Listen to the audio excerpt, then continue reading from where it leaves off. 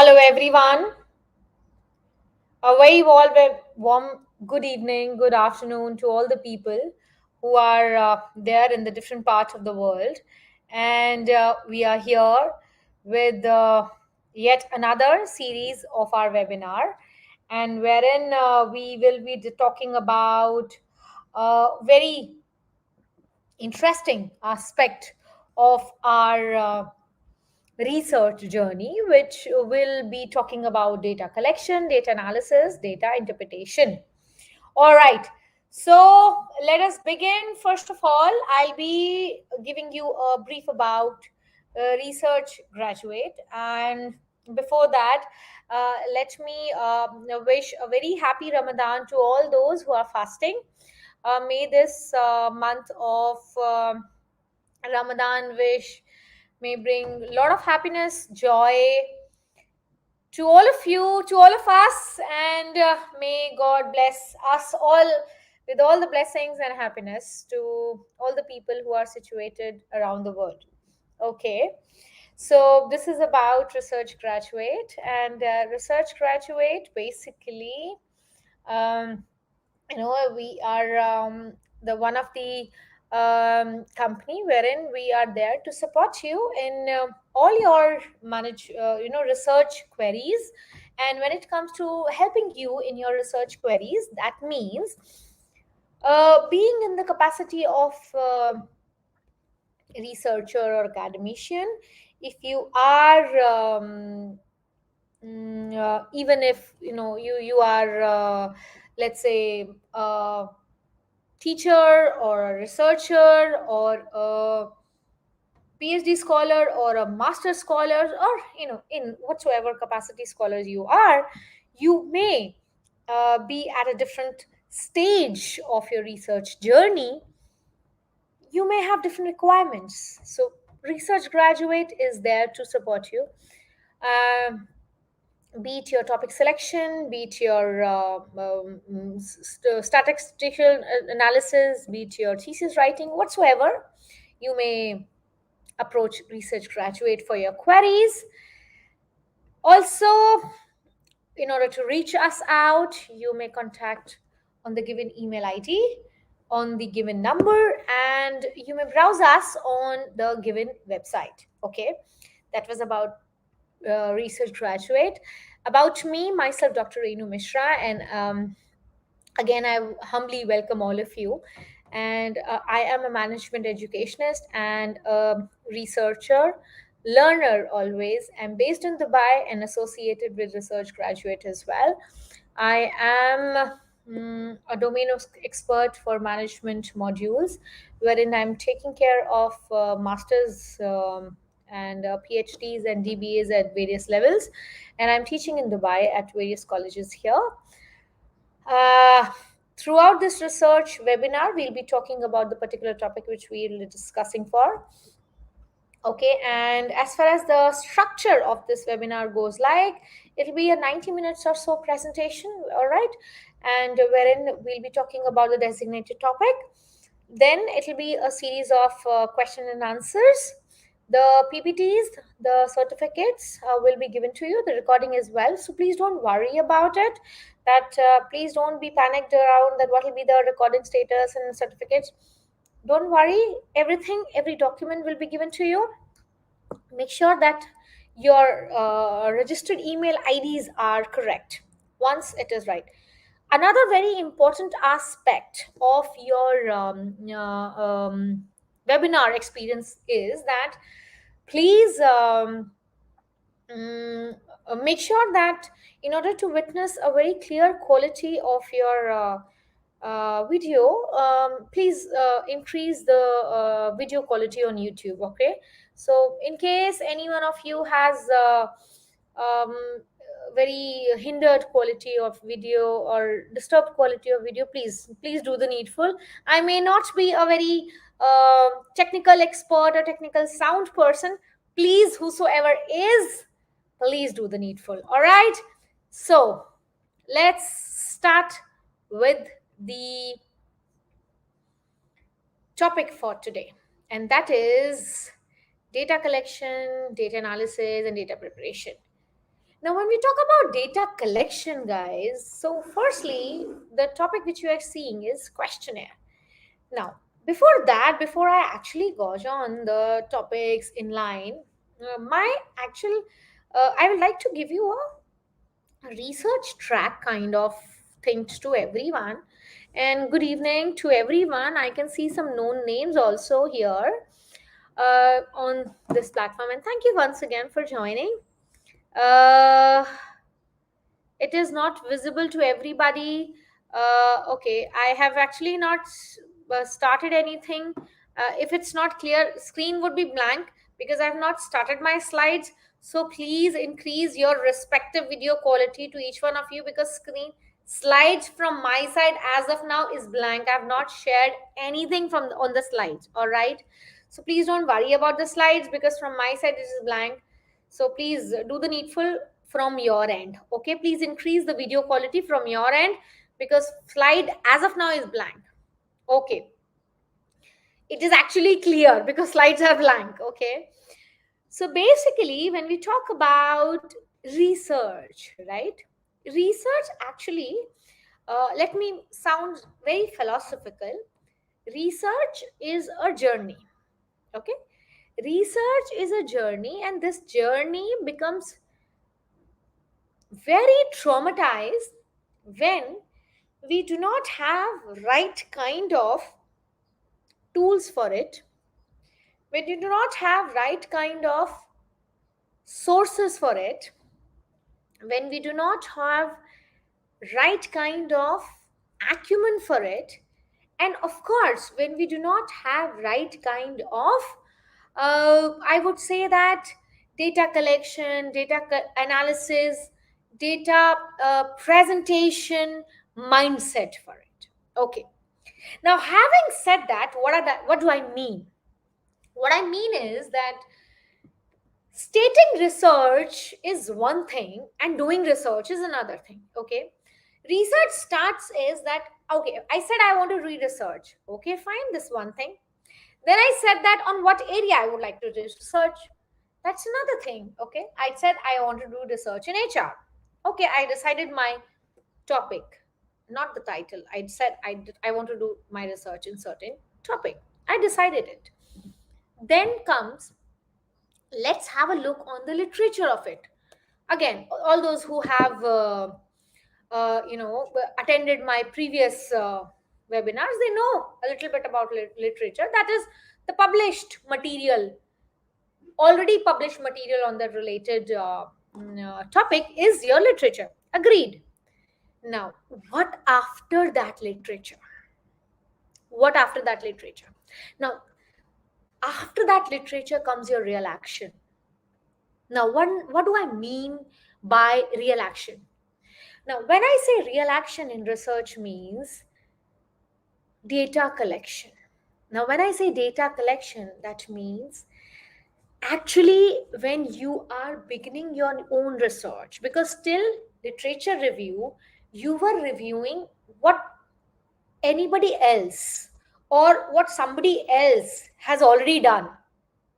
Okay, from data collection you will start doing for your own perspective, or you will start collecting the data for your own research, fulfilling your own research objectives. Now obviously, as we all know now, data again can be of two types: primary data and secondary data, which we will be talking about it. Let me give you a snapshot of it. When we talk about data collection, it is of two types: primary data and secondary data. Just pay attention. Primary data is that data which you collect with the help of respondents, with the help of interviews, with the help of surveys, the questionnaires, the focus groups, okay, which the researchers collect by himself or herself, the first hand data. Okay. Now, when it comes to secondary data, is that the data which the respondent, which the researcher is collected, which is in the form of published material. All right. Okay. Now, focusing your attention on the primary data, Here comes the first method to collect that data, and that is questionnaire. Now, again, I'm telling you that why I started this, discussion with questionnaire, because this is something which is very commonly known or very widely discussed term amongst us researcher, especially for the PhD scholars.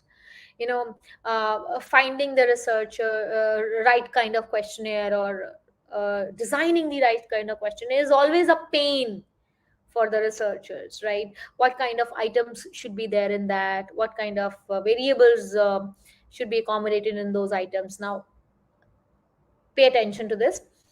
When I say items in the questionnaire, that means the questions in the questionnaire are called as the items. Okay, so that's why when I'm starting with the questionnaire, what I meant to say that I'm starting with the primary source of data collection. One of the primary source of data collection, that is questionnaire.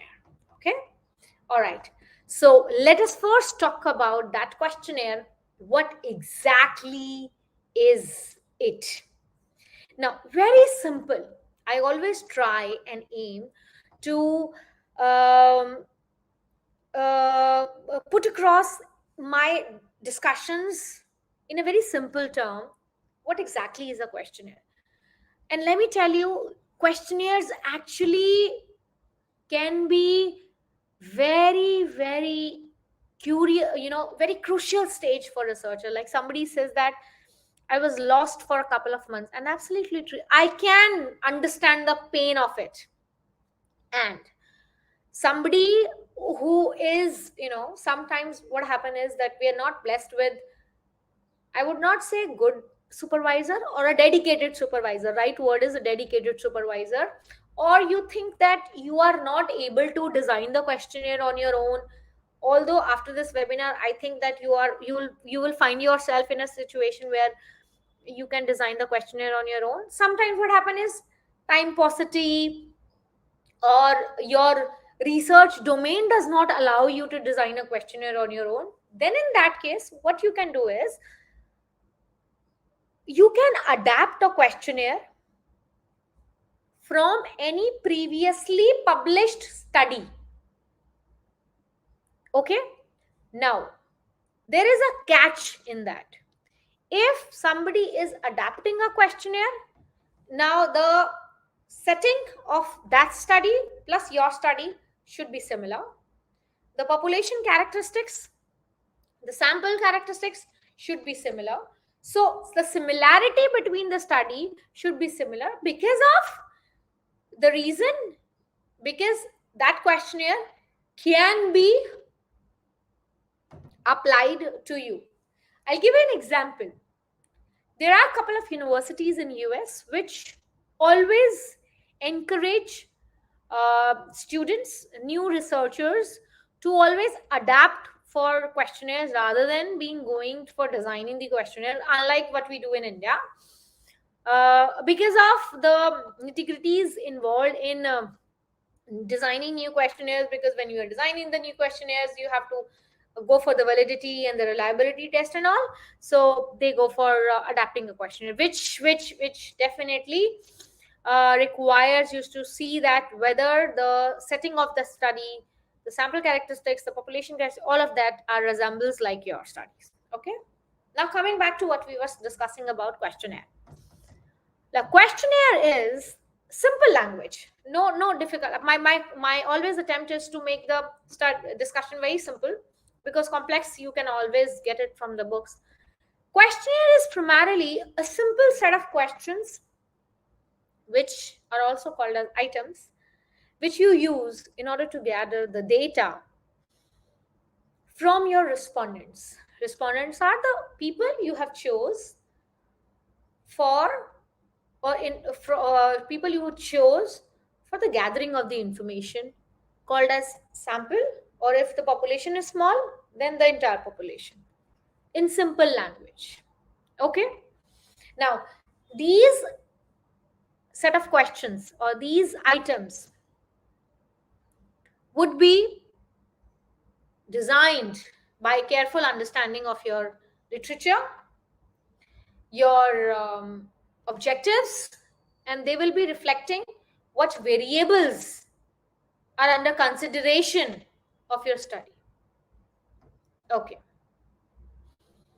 Then, these questionnaires can be used to collect the quantitative information and the qualitative information, and there are two types: close-ended and open-ended. Close-ended, where you are giving options to your respondent, and open-ended, where they are free to express their opinion. Simple, is very simple. Close-ended, where the questions are closed with options.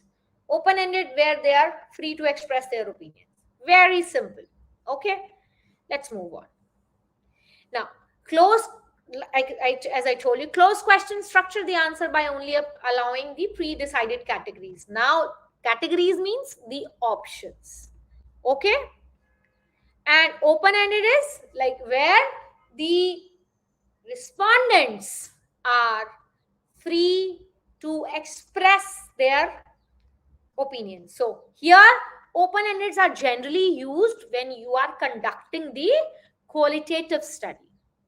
Let's say if any study would like to understand the behavioral aspect, or opinion, or some perception, you may go for open-ended questionnaires.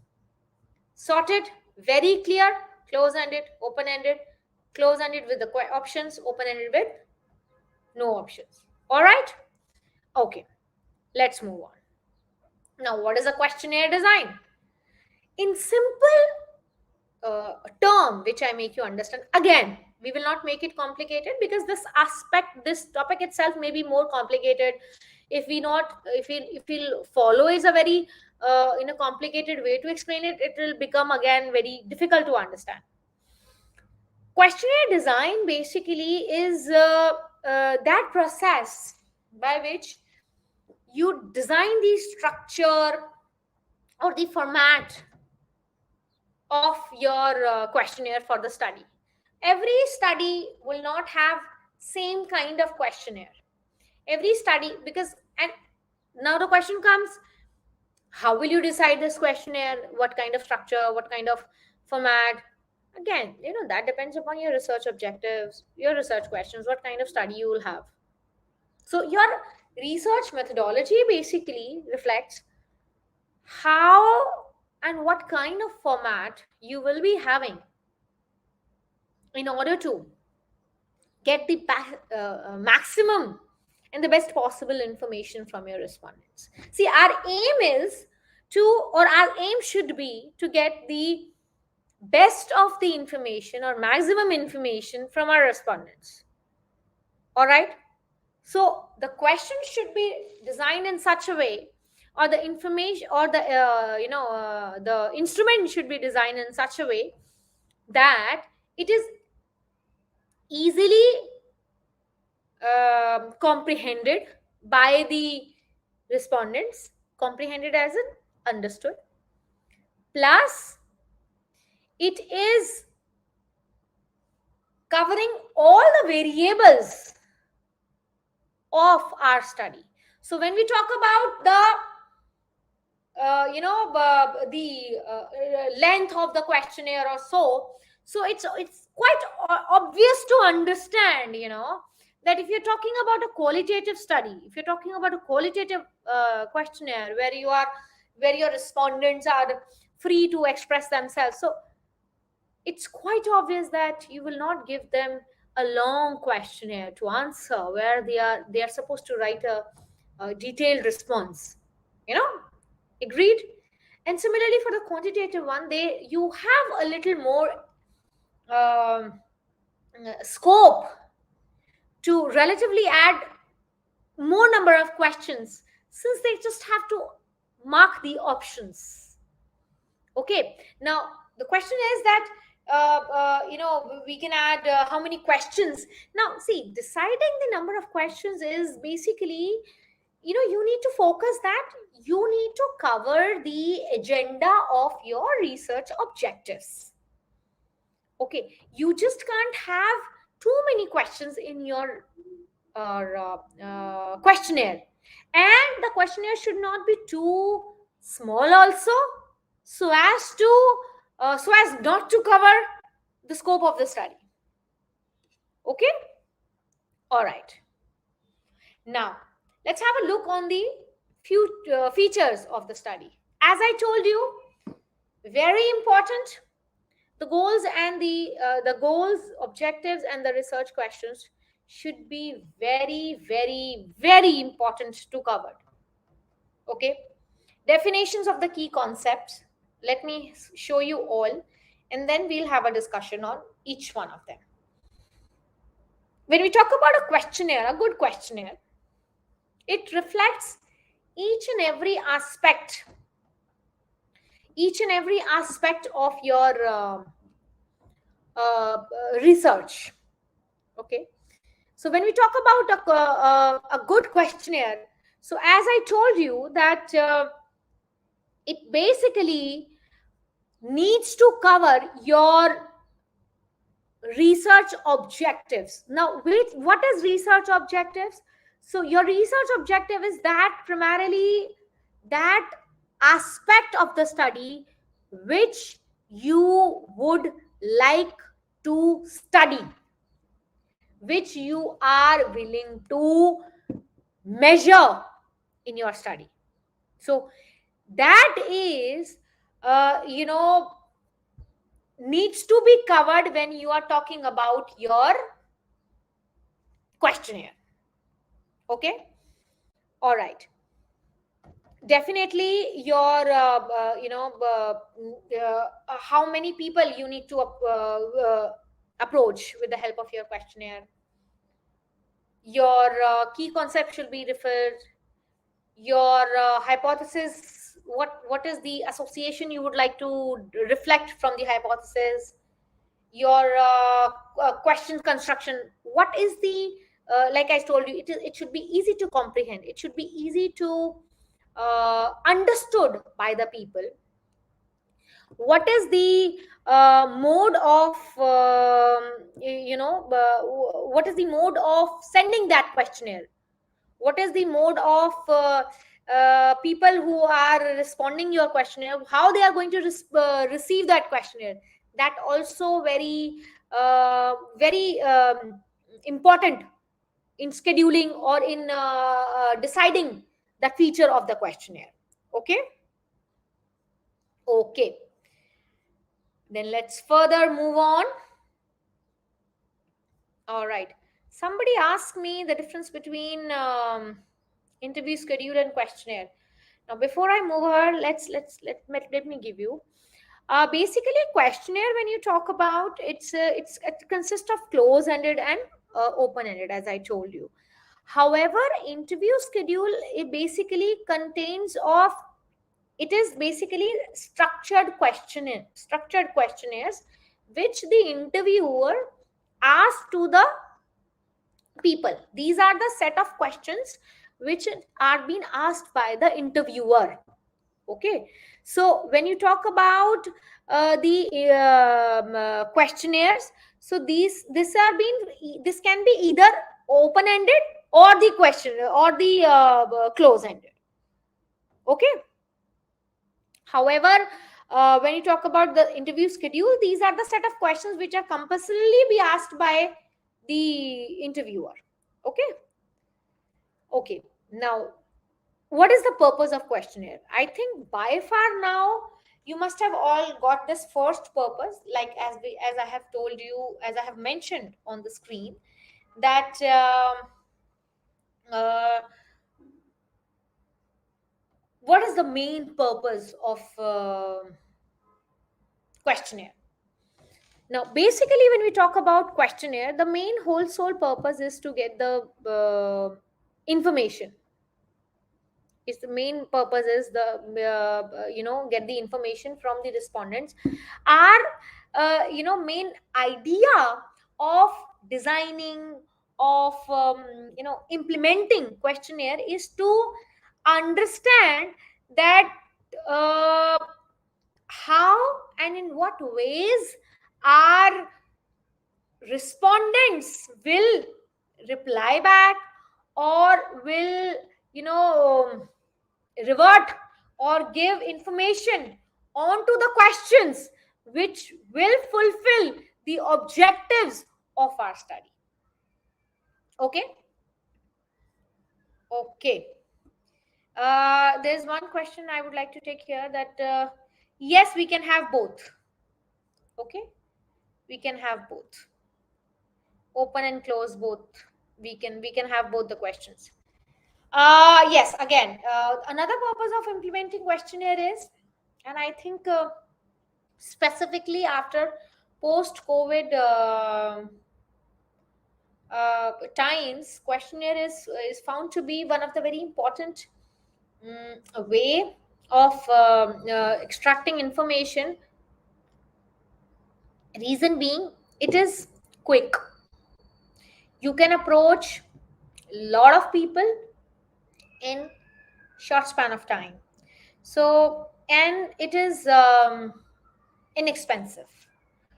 So you can email the questionnaire and people can respond back to it. So, specifically, after the COVID times, also I have. Uh, seen that a lot of changes in the way people are conducting their researches, because of data collection methods have been changed because of the certain restrictions. So yes, questionnaire have been emerged as one of the most widely used technique of data collection. Okay, then is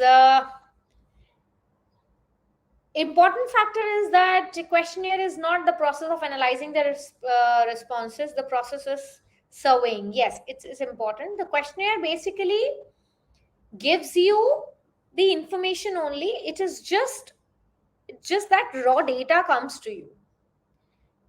You need to further work on it. You need to further work on it. Okay. Okay. Now there are certain students or the certain researchers who are must be doing some sort of clinical researches also, because since we aim to catch to a lot of wide audiences. So basically, when you talk about clinical researches, so what are the quality aspects which you need to take care of? Firstly, and to just to be clear out the area, clear out the air, that when you talk about the quality aims, which we need to take care of, not only in the clinical researches, but when you talk about validity and reliability, uh, we need to take care of in the questionnaire aspect and the tool aspect, the data collection tool aspect, in all the other domains also. Okay, this we need to do it all the other domain also. All right. Yes, Padmakar sir. Yes, Google Sheets shall cover in. We may use, basically we may use, and people are generally these days are using a lot of it. Okay, so when we talk about clinical researches, experimental data, experimental researches, medicinal researches related to science, particularly field of it. So they are, you are putting across the researches, or you are which are more of experimental in nature, and or put across a lot of tests and retests and experimentation, wherein you need to put across a lot of researches which are more of quantitative in nature, wherein you need to collect a lot of primary data, wherein a lot of questionnaires are put in use. A lot of the questionnaires are being used for collection of the information. So those, when you talk about those data collection in those kind of researches, please make sure that your questionnaires or the data collection tools are valid. Okay. Now, when you say that valid, basically whatever questionnaire you are using, and not only for the clinical researchers, for other domain also, for management or for other humanities, or for whatever domain you're talking about, validity means for whatever concept you are using this particular tool with, or this particular questionnaire, the question in those questionnaire, the questionnaire or the item in that questionnaire actually are supposed to measure that particular concept only. Okay, now here's a catch. I'll tell you about that. Okay, first let me finish this and I'll tell you what's the catch.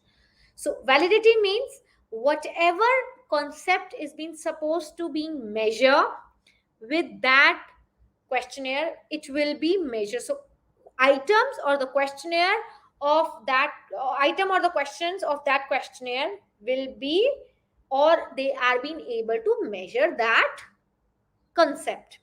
Second thing, reliability. Whenever the questionnaire is being used, it will produce consistent results. So if the questionnaire is being used today for the study, same results, consistent results. It can be used tomorrow for the similar nature of the study, will produce consistent results. Unbiased does not have any biasness issue. It measures the quantity and it measures the concept in the same way. Okay, and discriminating means does not have any discrimination on the respondents, or who is under the consideration, or the quality of the concept. Now I was talking about some catch.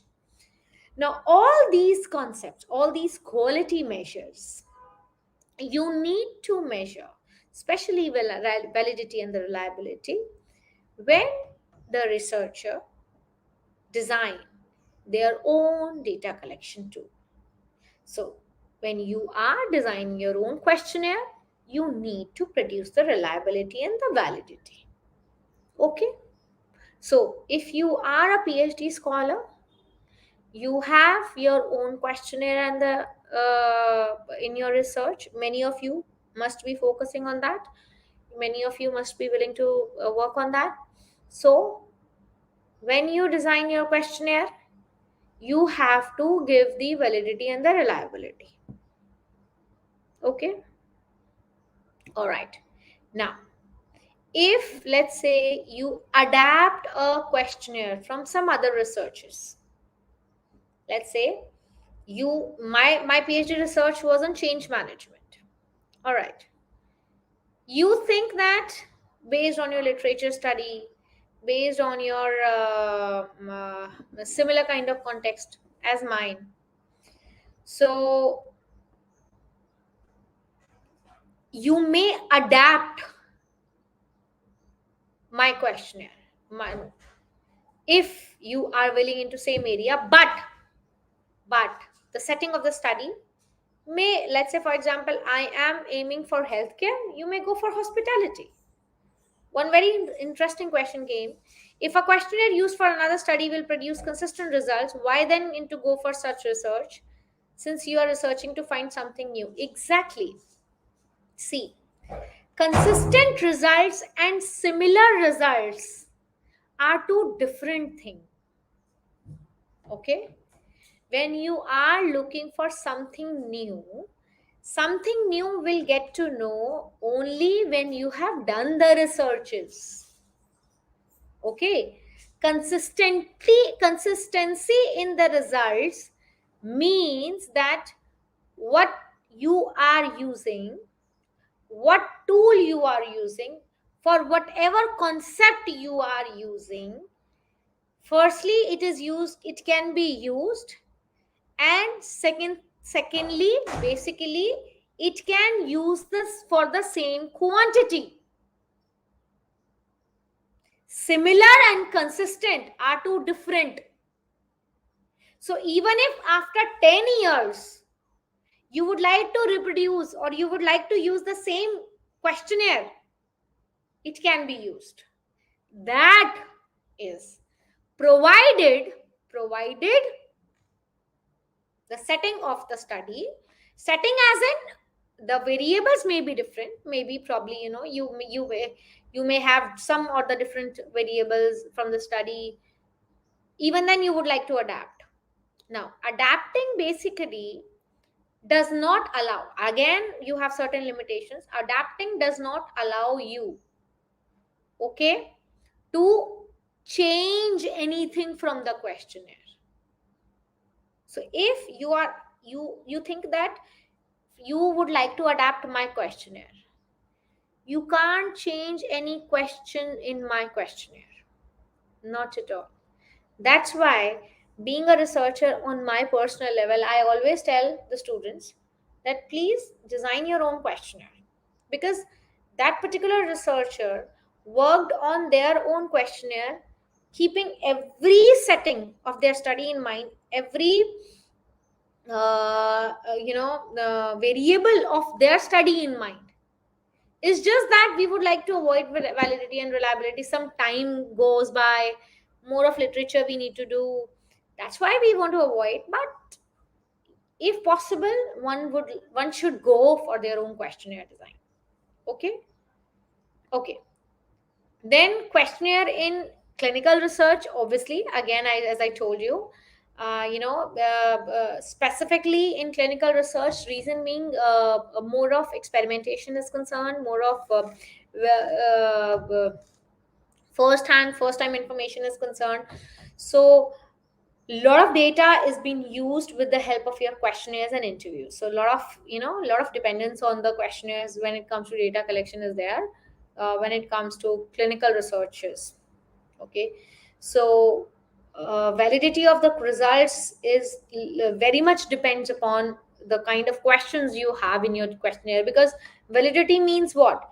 Validity means that whatever questionnaire you have, will it produce the similar kind of results, or will it give the information about the concept which we are actually uh, under consideration or not. Like, say for example, I want to study employee motivation.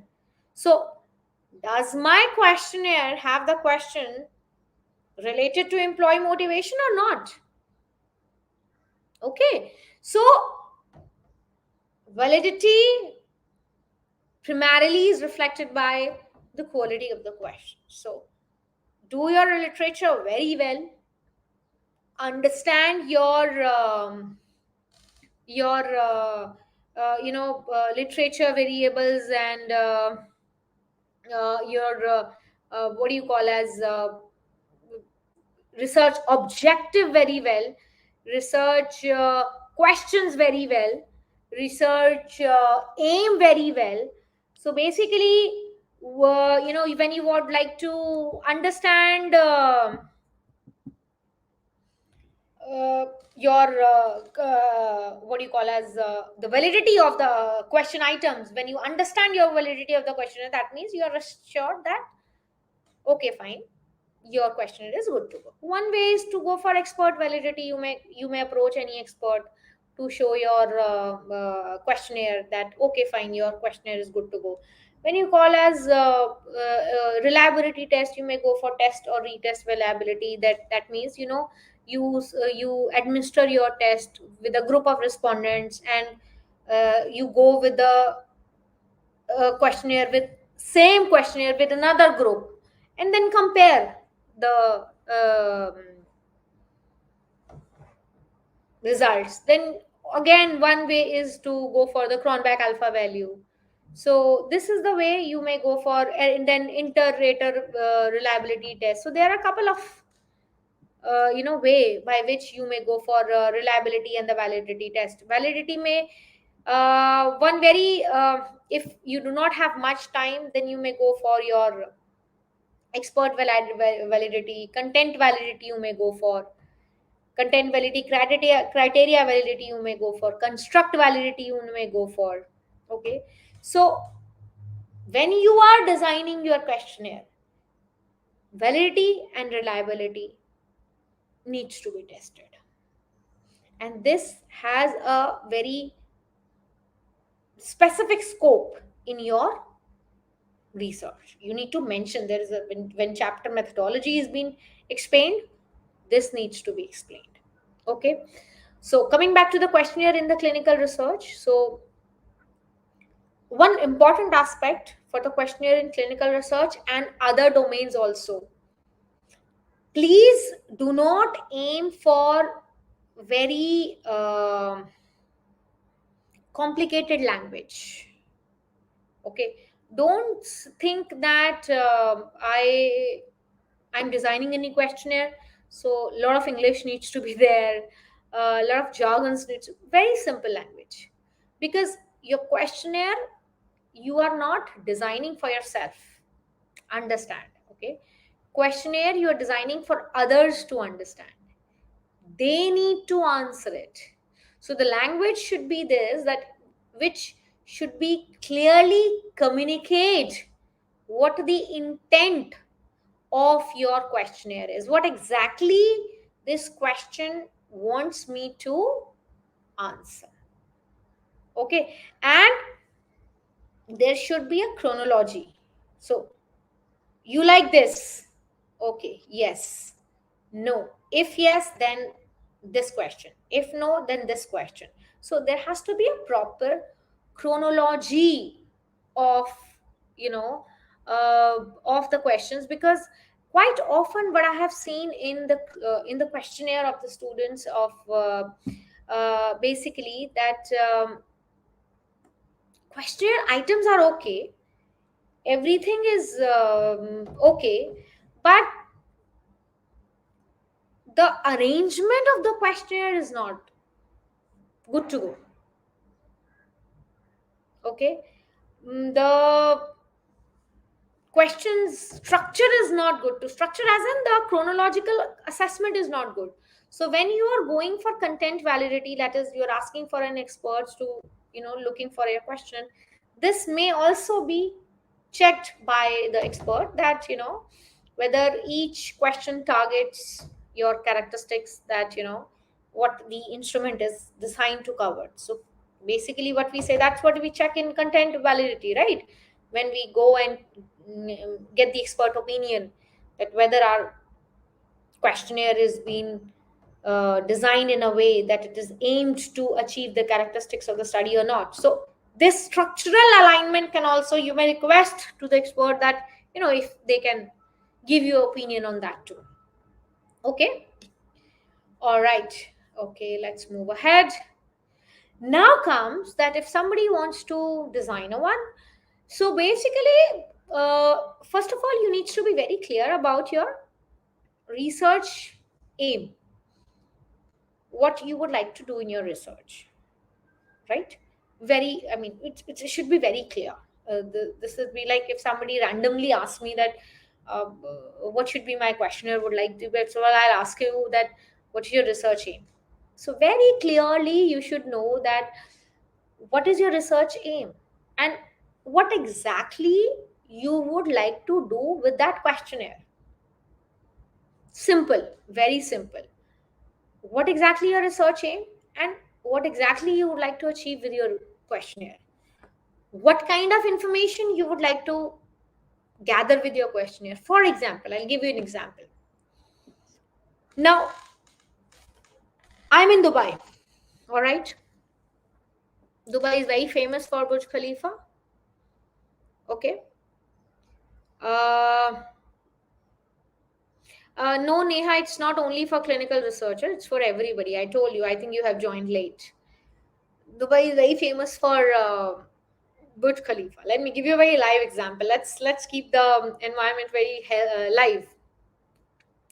Now, I would like to understand the Dubai tourism industry. Okay, my research is something which is focused on Dubai tourism. All right, okay, sorted. Now, in order to that, the research aimed to understand the factors contributing to Dubai tourism industry. All right. What kind of information I would like to get for the questionnaire is, I would like to understand, I would like to know the reasons, or I would like to know the factors because of which people come to Dubai. Okay, fine enough. Now, my main objective of the research is to understand why people prefer to come to Dubai for their tourism. Okay, all right.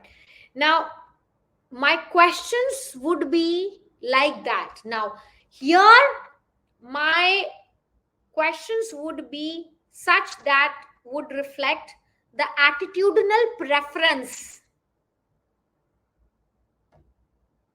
of people coming to Dubai or not. Okay, now, as I said that attitudinal preference of people coming to Dubai, that means attitude can be right or wrong, or attitude can be positive or negative towards a particular thing. So now I have to reshape my topic of study a little bit, that whether people prefer coming to Dubai or not, I have to little reshape my study, that I would like to understand that given a chance of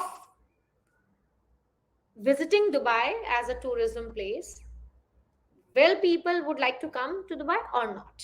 Okay, so now my questions would be that, do you like to visit Dubai? Yes, no.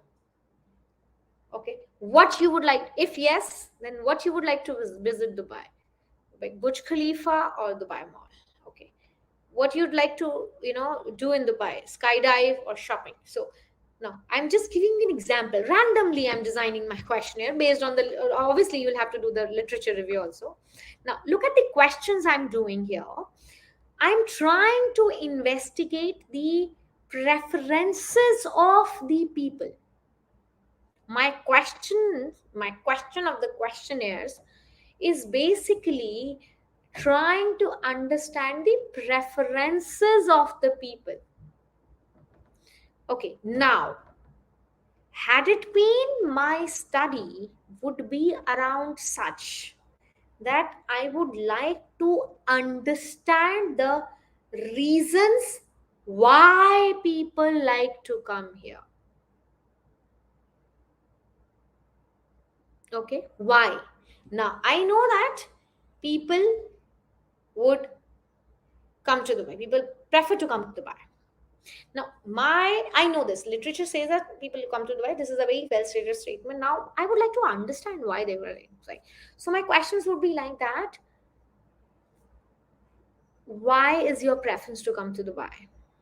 Okay. For shopping? If for shopping, then why? What is your favorite brand? If so, then why? Oh, do you like Burj Khalifa? If yes, then why? So I'm giving them a chance to elaborate on their preferences. Now, here I'm investigating on their behavioral preferences. I'm just randomly giving you the questions, you may refine on that. So, basically, when you talk about your research questionnaires, that has a lot to be dependent upon your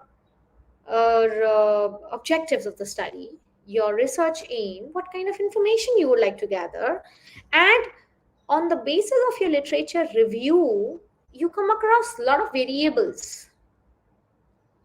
Okay, a lot of variables you come across, a lot of factors you understand. On the basis of that, you design your items, that is questions in the questionnaire. So then you say that whether with these questions I am able to get to know that what all I'm aiming to study, am I able to study or not? Okay, all right. Also, that this fourth point says that there are already existing questionnaires with already told you that have been validated and published that you can use, that I told you already. So if you have You think that there are studies from which you can readily adopt your questionnaire. You can do that. You can do that. However, when you are aiming for new research, when you would like to develop something, some results on some innovative aspect of research, then preferably is to develop a questionnaire. Okay. Okay. Now, when you talk about designing a questionnaire, as I already told you, as you know, as I've just given you a snapshot, we discussed about it also, that please talk about your variables. It's very important. It's very, very important.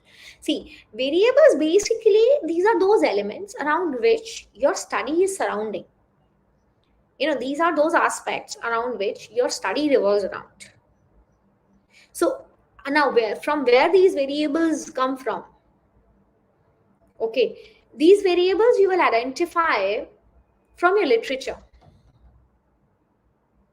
Now, if I say that, somebody say that, please talk about the brewer example. I say that, now, if I say that why people would like to come, now I want to understand that why people's preference on considering Dubai as a tourist place. Now, I would like to understand that what are the factors because of which, or what are the factors influencing people's preference for choosing a place as a tourist place. Why they prefer a place to be as a tourist place? Is it a scenic view? Is it a shopping place?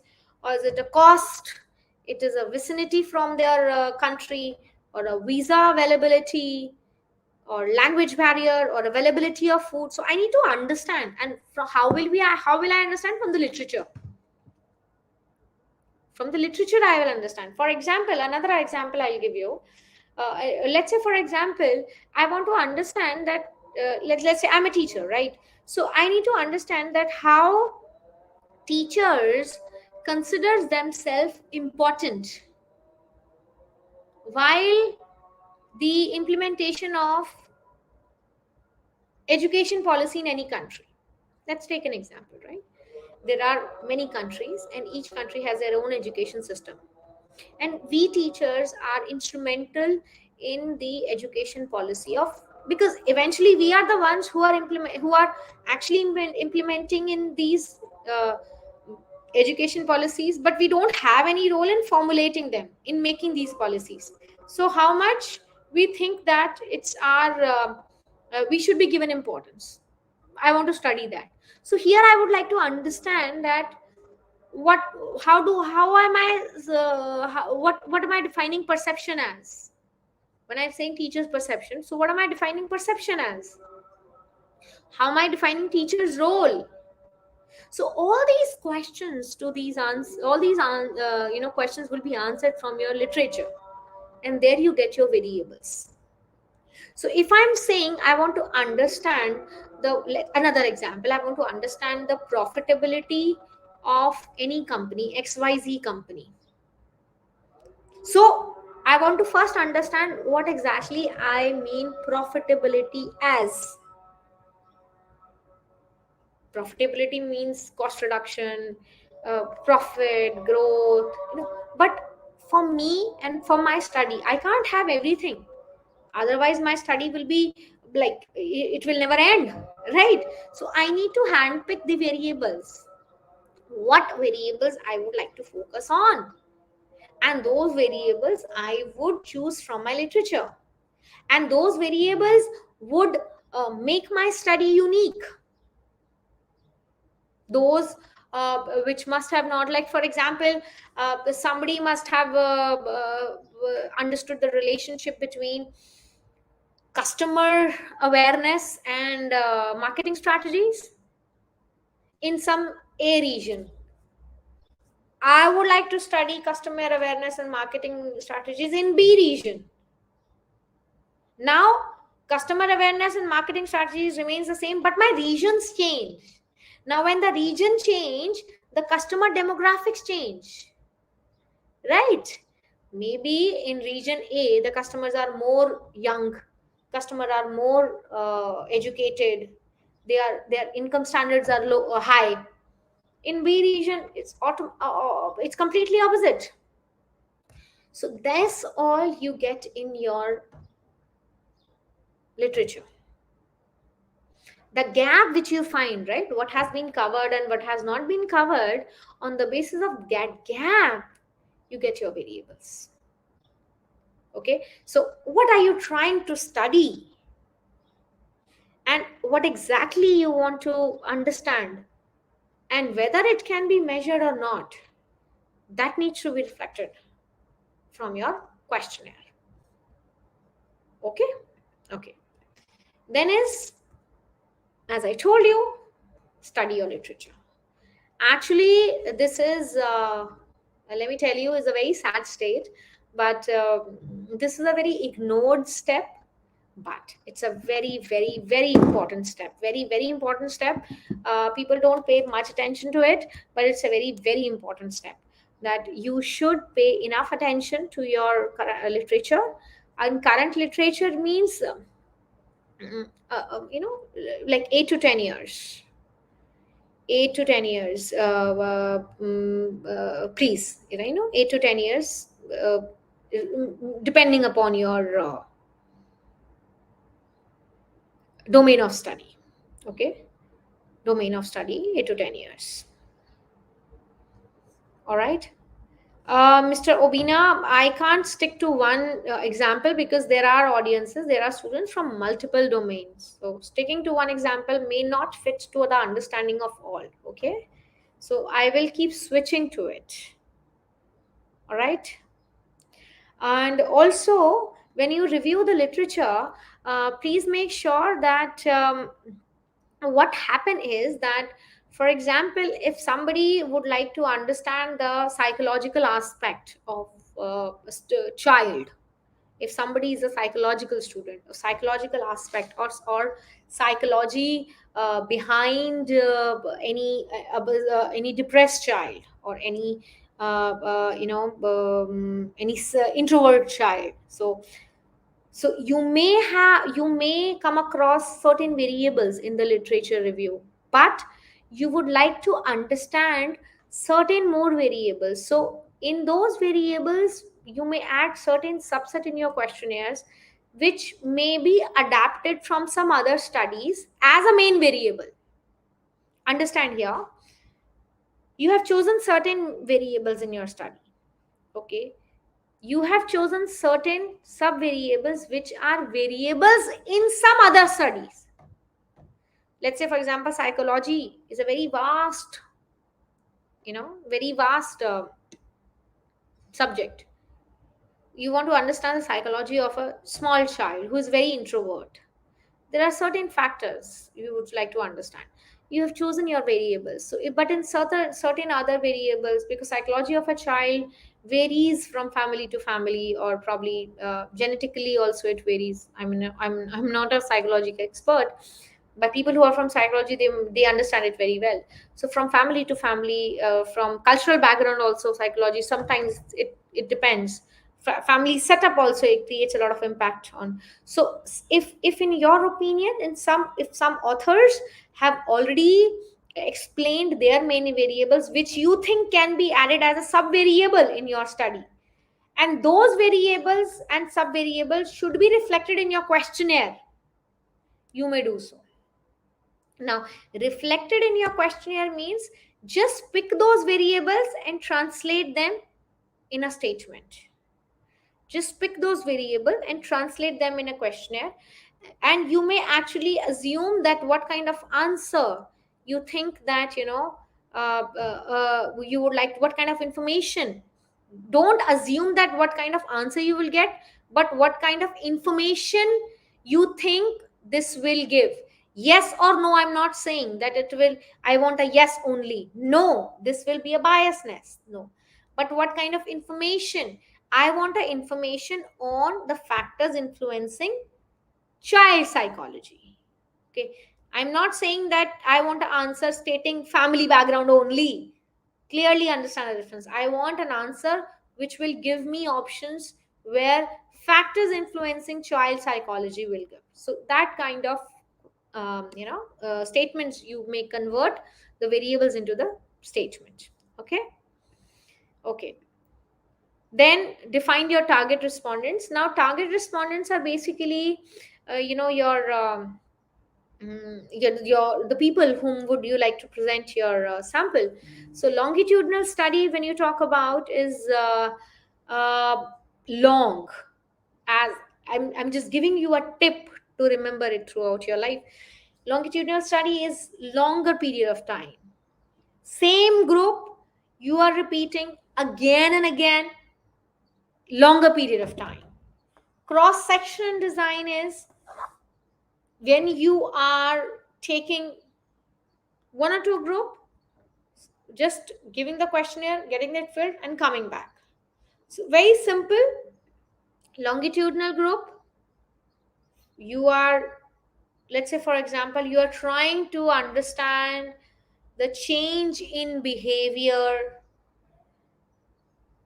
in different season amongst the people, behavioral change in the people when the season change. So you would like to study the behavioral pattern in the people when the season change. So what do you do in the same? You will choose the same group of people and you will study them as the season change. Sim cross section design, you would just like to study the consumer preferences. Just questionnaire distributed, questionnaire collected, sorted. This is cross section. Okay, so now you'll have to decide as what kind of respondents, like you'll have to go for longitudinal or cross sectional, what kind of design, what kind of study you'd like to go for. That also you will have to, depends upon the nature of your study. Okay, then comes, it's your most I think most carefully done step is your developed questions. Like very simple, straightforward. Please don't show all of your mm, English. Okay.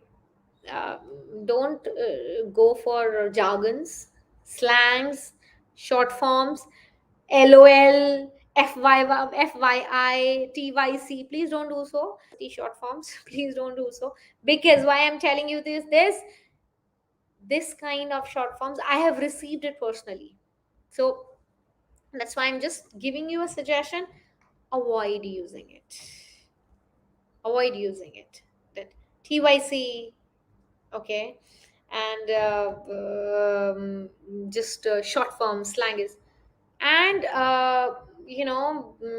clear questions, clear questions where you think that people would give you a clear answer would be beneficial for you. Why? I'll tell you. Because clear data will be easy for you to analyze, because ultimately they will be free from their job once they give you the data, right? You will be burdened with the information which is difficult to analyze if your questions are not clear. So try to form the questions which are easy to comprehend, easy to understand, and appropriate questions, appropriate language also. Okay. Okay, now choose your question type is basically now here. All those who have the quantitative, qualitative, what kind of questions, standardized question, answers, all those, to all those questions, please pay attention here. When you would like to, again, the research objectives play a very important role. When you'd like to explore, when you like to investigate in the opinions, when you like to investigate in the behavioral patterns, right? You would like to have exploratory questionnaires. Okay, exploratory questionnaires like open-ended, when you like people to fill in with their opinions, which they feel, their experiences.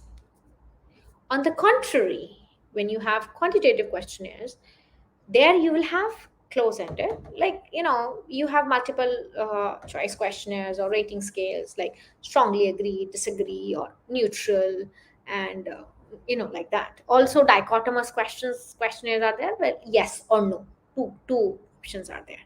So it depends upon what kind of research objectives you have, what is the nature of your study. So your question types depends upon the nature of your study. Okay. Design question sequence and overall layout. So basically, as I told you, um, chronology of the questions should be very well carefully selected, carefully done. It should not be like, question 10 could have been at question 3 place, but it is at question number 10. So I mean, are you getting my point, what I'm saying? So the layout should be properly selected, it should be properly structured. And why it is so? Because it saves the time of the respondents as well as you being the researcher to analyze the data. Okay. All right.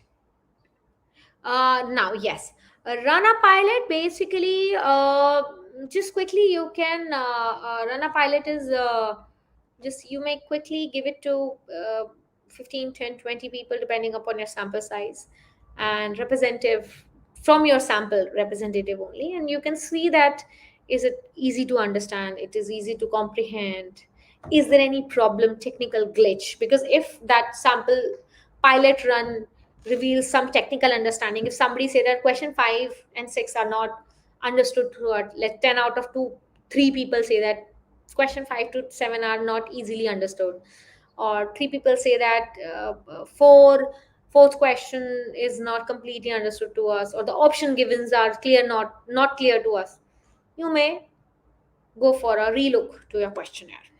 Okay. Okay, now as we discussed,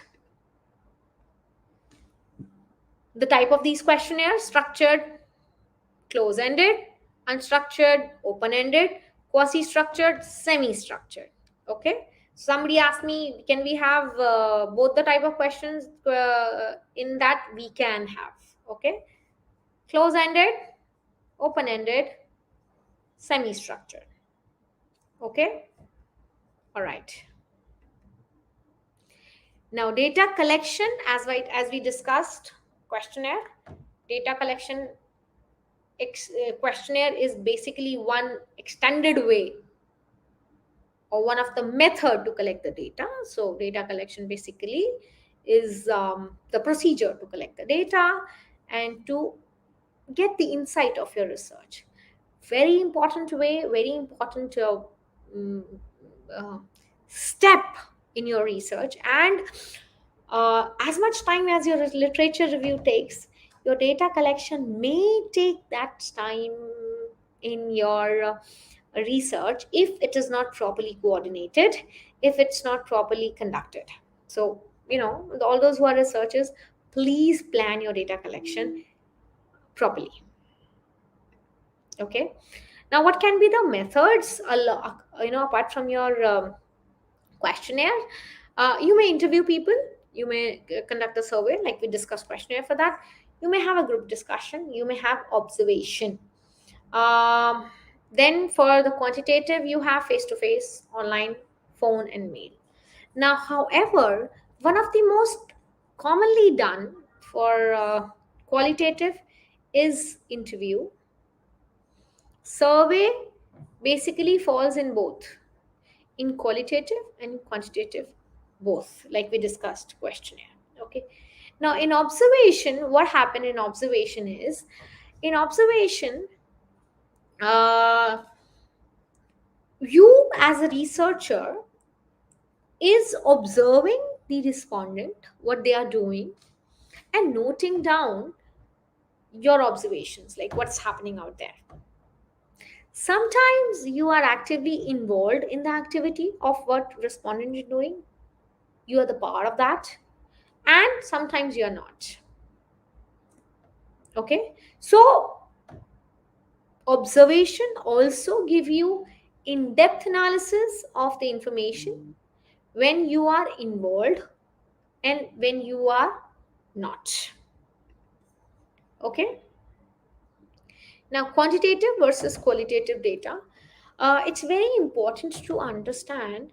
Sometimes what happen is, generally what I have also observed, that researchers or they just try to avoid, or they get scared to collect the quantitative data because of the numbers associated with it, because of the analysis or so. However, just don't be worried about the clarity of the slide, just listen to me. But it is not like that, okay? Just getting scared with the nature of the data don't change the nature of the study. Okay, don't change the nature of the study. Because I can't collect the quantitative data does not mean that you change the nature of your study, because it will clearly change the objectives. Okay, it will clearly change the investigation. So, quantitative data is not a nightmare, it's not a scary thing. Rather, I would say that, I mean, I'm not being biased towards quantitative data, but it is easy to, analyze, to collect. Equally, it is, it's good. So, when you talk about quantitative data, it is more of relating to numbers. When you talk about qualitative data, it is, expressions, behavioral sides.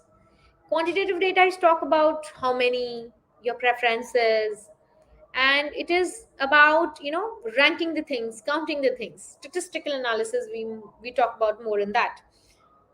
On the qualitative side, we talk about interpreting things. Like, for example, in quantitative data,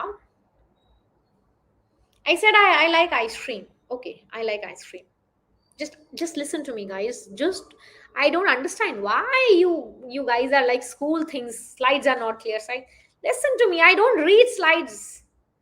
It's okay, fine. Thank you so much for all those whose slides are clear. Please check your clear connection of the internet. For those whose slides are connection is not clear, please pay attention to what I'm saying. Quantitative data says that if I say that I like ice cream, okay, I like ice cream. This is quantitative data. Okay. Now, qualitative data is why I like ice cream. Okay. Qualitative data is why I like ice cream. Okay. I like traveling. This is my quantitative data. Okay. Now, qualitative data is why.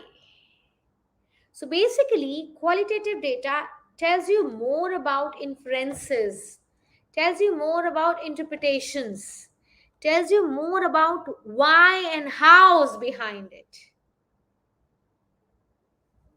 Okay. Now, if, let's say, for example, if any company would like to launch any product, I'm not saying which product, okay, then they may would like to collect some quantitative data, that which product would we should choose.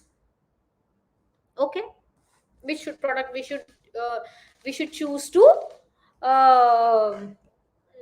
launch in the market. Okay, guys, I'm not reading from the slides, so you're not supposed, even if the slides are not clear, don't worry, I am audible to you, that should matter. All right, that is more important. When I am not audible to you, you should be worried. So don't worry about the clarity of the slides. They will eventually be sent to you, so don't worry about it. So quantitative data says that if, let's say, for example, if any organization would like to launch any product in the company, any means any, they are not sure, then they are new to the market. Let's say we would like to launch any product. So they want to run a customer survey. So they would like to know the customer preference, that which market we should enter. In order to know that, they would like to know the customer preference. Okay, they get like baby products or stationery or grocery. These are the options they get. Okay, fine enough. Now, most of the preferences are coming around grocery and stationery items. Now they would like to know that why grocery and stationery. So for that, they would like to go for qualitative data collection. Okay, so now you understand the difference between quantitative and qualitative. It's very important to know that, because then you understand the difference between uh, you know the nature of your study. Because many a time what happen, when you are not clear what kind of questionnaire I should go for, what kind of questions I should design, what kind of study I should go for. So just sit back and relax and sit. This is a technique which is very easy to follow. That what exactly I'm looking for to find out. That's it. What exactly I would like to know from my study. That's it. Okay, that's it. Simple. Once you get the answers, once you get the query solved, sorted. This is the easiest way I can tell you to to know that what you would like to go for. When you like to go for, okay, fine, this is just ABC, I want to know, quantitative. When you would like to know why ABC, qualitative. Simple. Will it rain? Yes or no? Quantitative. Why will it rain? Qualitative. Simple. If you'll ask me, how is the weather? It's sunny outside. Quantitative. Now, if somebody asks me, why is it sunny all the day in Dubai? It's qualitative. Then I'll give you explanations behind it, the reasoning part of it. Okay? All right. Okay. Now, type of research data. Now let's quickly capture it. Observational data is basically, as I told you, which is basically collected through when you are observing. As I told you, observation, open-ended surveys, a lot of detailed, based on observations have been collected. Experimental data, basically when you are trying to establish the relationship between certain variables, when you are trying to measure certain changes between variables, or some differences you are trying to notify. Okay. Simulation data is when you are trying to test, retest some simulation based processes, some computer based test, data generated based on that is simulation data. Okay. Okay. Now, what is the structural approach for your data collection? Generally, you collect for all the studies, all the, irrespective of the domain you belongs to, you all the data collection is collected, it being done in the same way. But just one thing I would like to tell you: please give yourself deadline for data collection. Because um, you know data collection can be a never ending process actually. Why? Like literature reviews, it can stretch like a chewing gum. Reason being, because we at ourselves as, like, I have given a questionnaire, okay, fine, they'll give me in 2 months back, they'll give me in 3 months back. Because the questionnaire itself, you never know that how long that response. Because you have given the questionnaire, the ball is not in your court now. In order to get the ball back in your court, you have to ring the bell again and again. Okay, so please, it's very important to let the data collection be a time bound activity. I'm not saying that you can do it for like 2 months or 3 months. Obviously for a PhD research it does take a time, but don't make it isn't a year long or 2 year long activity. Don't make it like that. Okay, so please give yourself a stipulated deadline. Now, that's the only approach for structured approach for data collection for me. Unstructured data collection is basically, when you are talking about, when you have unblended nature, your research is unblended, when you have a lot of things coming pouring in, when you have in data collection you have a lot of flexibility. You are completely free when you would like to ask the researcher, when you would like to collect the information. It's not prearranged, it's not a set of chronological sequence of data collection. It's completely on you. Okay. Okay, now comes ways of data collection. One we have already discussed. Questionnaire is one way of questionnaire surveys only, wherein you collect the information which is with the set of questions only, which we have discussed in detail. Another way is interviews. Interviews basically gives you a very in-depth information. Structured interviews, wherein you have a set of same questions for all the respondents. Semi-structured, different question. Some questions are same, some questions are different. Unstructured are different questions for everybody. Like, questions are not fixed. Based on my responses, you set my question. Like if I say my responses are, I like to visit hilly areas, mountain areas. Why then hilly areas? Somebody say that they would like to visit the deserts or plateaus. Then why plateaus? So based on the responses of the respondents, you pose them the questions. Okay, so it is like that. And basically interviews gives you an in-depth about the data. Okay, then focus groups basically not much of the used, but however for the clinical areas also it has been used, wherein a group of people expert in their own areas, they have been given a particular topic to talk about, and then it's like a group interview. So instead of going individually to people, you are group interviewing them in a group. Okay, so you are asking them the questions, you're giving them a topic to talk about. So whatever they have their opinions, at one point in time you are getting the responses. So instead of approaching them individually, you are getting the responses at one point in time. Now comes data analysis. A lot of data collection has happened. Now data analysis. See, data collection has done. Now, obviously, data collection is for you, the researcher. Now, data analysis is to basically what exactly the collected data means. Okay. So as to that it can be represented to the general audience so that they can understand. Summarizing the data and what the collected information means and presenting it into a logical manner. That means data analysis. Like if somebody says that they would like to go to Dubai for shopping, somebody says that for skydiving, somebody says that to see Burj Khalifa, somebody says that just for the leisure.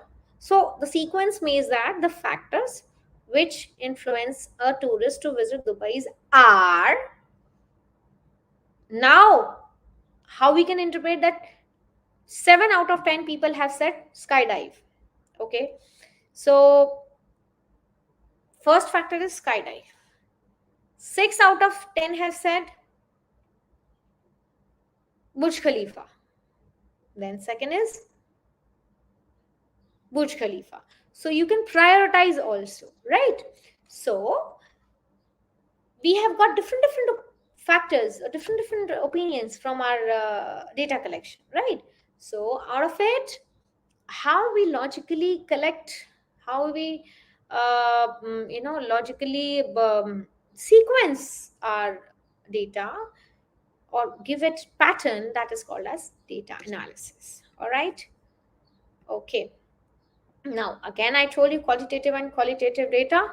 So quantitative data is basically close-ended questions and numbers or categories or like your age or attitudes or your preferences. Okay, I like this over this. Okay. Quantitative data is your experiences, basically your open-ended question. You derive it from open-ended questions, or it is like, why do you do so, how do you do so. When you say that, after retirement, why investment plans goes drops, like this. So basically, qualitative data is intended to gives in-depth information. Okay. Let's take a 5 minutes break here. Okay. We'll catch up in 5 minutes once again. All right. Let's take a 5 minutes break.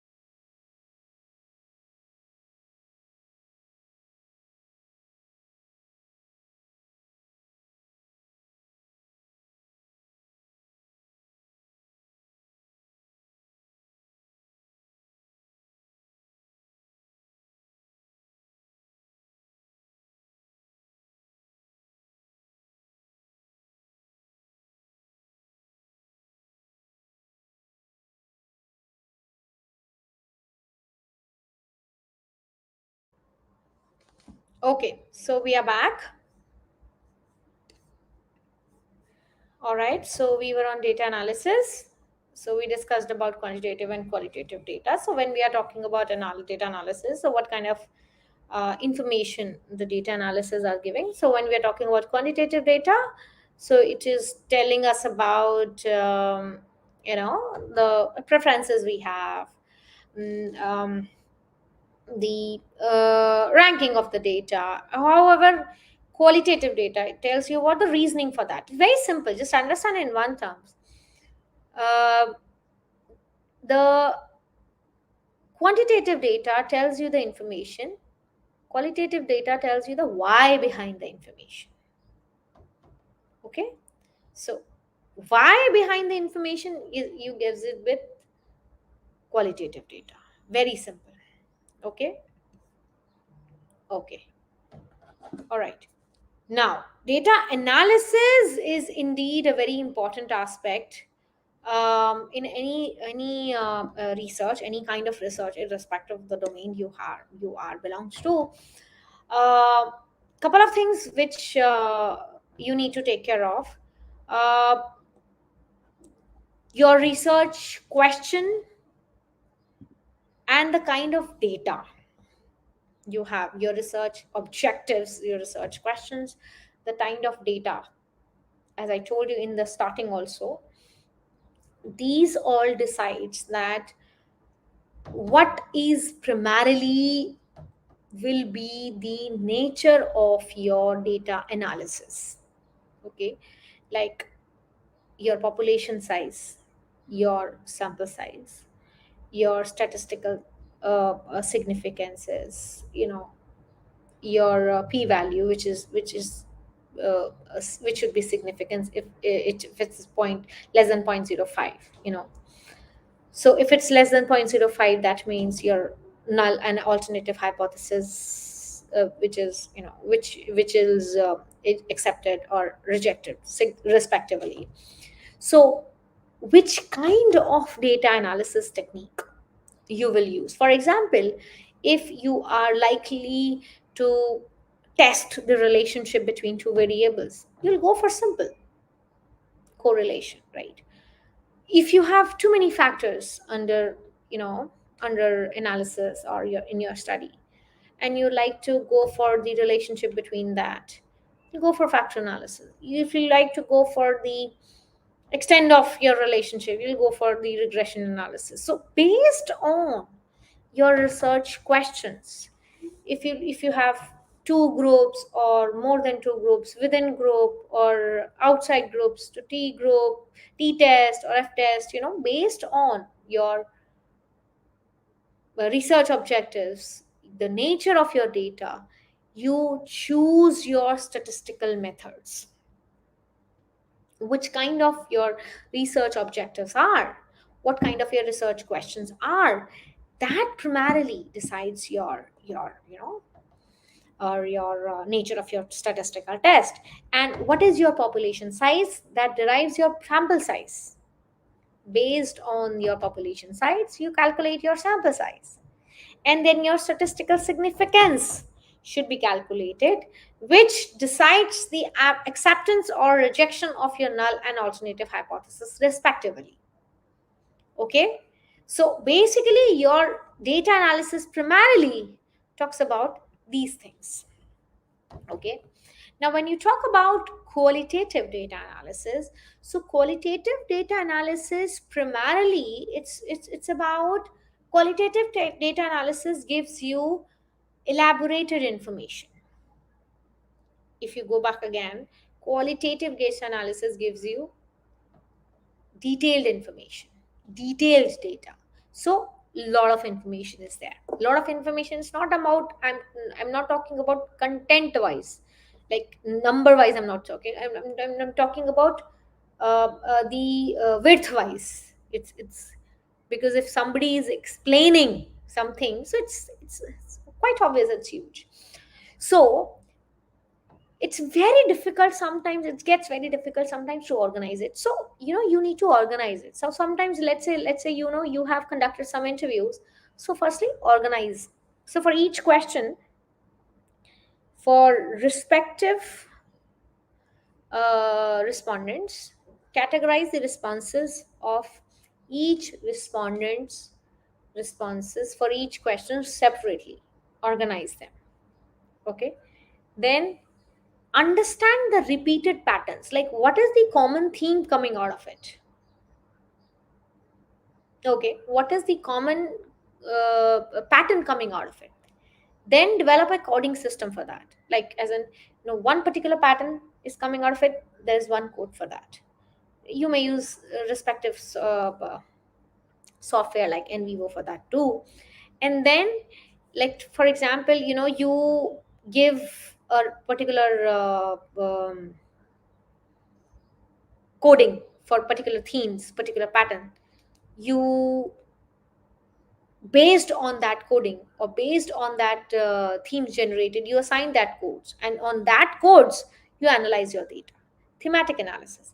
And then again, also narrative analysis, like in narrative analysis, based on the responses given by the respondents, you explain the um,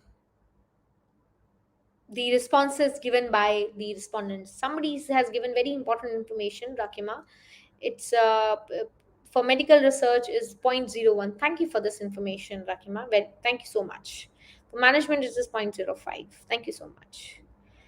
Uh, mm, Again, I was telling you, for narrative analysis, you narrate the responses, the information you analyze, and what is meant, what could be the probable understanding can be, which can be gained by the respondents based on the information given by the respondents. You analyze that, you give that, you explain that. Okay. Okay, then further, like this is what I was talking about in content analysis. Like what you do is you identify the common words, you identify the common word, as in 10 respondents you have interviewed, and 10 out of 10, 8 have something common coming out. Okay, respective examples I have given you. Thematic analysis, you have common themes coming out, common words and common themes are different. Okay, then textual analysis is similarity in the contextual structure. What we generally do is content thematic analysis and content analysis. Let's say, for example, if we are talking about any particular or analysis of the reasoning behind any behavioral pattern, then we go for thematic analysis. Okay. Okay, this is the way we go for the coding in the qualitative data. Like as I told you that how we do the coding for the qualitative data. This is the way we do for the coding. Like, these are the themes which have been coming out. So organize your data, then give them the codes. So organize your data, arrange them, and then based on the pattern, based on the themes, you give them the codes, and then these codes will be fitted into software, and then they will be analyzed, and based on the results appeared from the from the software, this will be given or explained in the results. Okay. Okay, then comes to quantitative data analysis. Now in quantitative data analysis, basically there are a couple of data analysis like SWOT analysis. It tells you about strength, weaknesses, opportunities. It is used when you would like to talk about any organizational strength or weaknesses or opportunities or threats. Nowadays it is primarily more or less reversed. It is toss. It is threat first, it is then it is opportunities, then it is weakness, then it is the strength, and last we will take the strength of the organization. And because reason being, nowadays organizations are more focused on their threats and opportunities first. Okay, Let me quickly come to the presentation. Before that presentation, I would like to talk about the software for data analysis. I think that is something which we need to talk about. There are a couple of software for data analysis. I think when we talk about software for data analysis, there are a couple of softwares like you may use for, see, SPSS is the most commonly used SPSS for software for data analysis. Excel also can be used for data analysis. When you're talking about qualitative data analysis, you may use your NVivo. NVivo is a most commonly used data analysis. But you can do coding with Minitab also. You may use Minitab also. And in Excel is somebody who is more comfortable with the Excel but does not have the access for SPSS. They can go for Excel also. However, when we talk about SPSS, it is more widely used, and it is primarily when you talk about SPSS, it is widely used. Why? Because it is easy to handle. Okay. Now, in SPSS, is just about you should have a very clear understanding about your variables. That's it. And which test you are willing to implement, that you need to have. That understanding you need to have. That's it. So, Minitab, Excel, NVivo, SPSS, all these you may use for your data analysis. Now comes data presentation. So basically, uh, data collected, data analyzed. Now comes data presentation.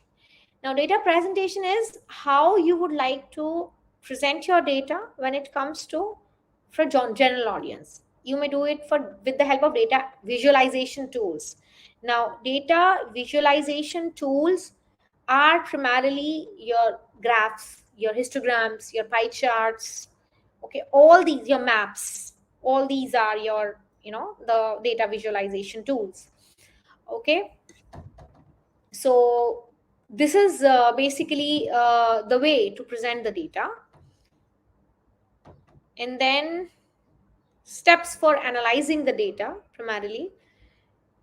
Now, your objectives are very clear. Very important to know the objectives of your study, because your objectives, as I told you, will decide that which um, tool for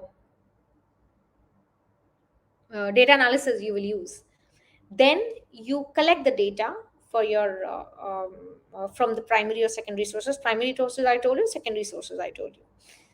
Then analysis the data happens. Then you may use any form, table or graphs or histograms, anything which may use to visually present the data. Now, for example, I conducted a study wherein I wanted to analyze that how many people would like to how many people would like prefer ice creams, let's say, for example. So 10 out of 7 says that we like ice cream. So I presented it with the help of a pie chart, wherein the majority form of a pie chart I colored it red, and remaining smaller portion I colored yellow. So red portion I will cover it, say red, I will say 70% of the respondents agreed, stating that they prefer eating ice cream over the remaining 30%.